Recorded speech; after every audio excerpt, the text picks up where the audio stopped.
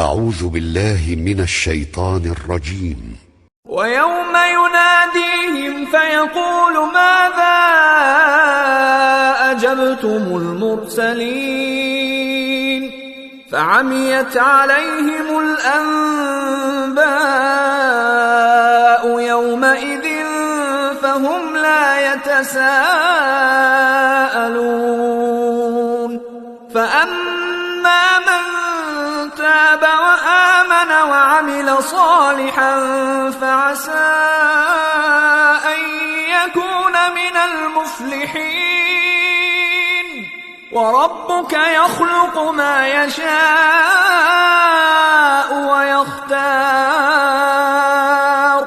ما كان لهم الخيرة سبحان الله وتعالى عما يشركون.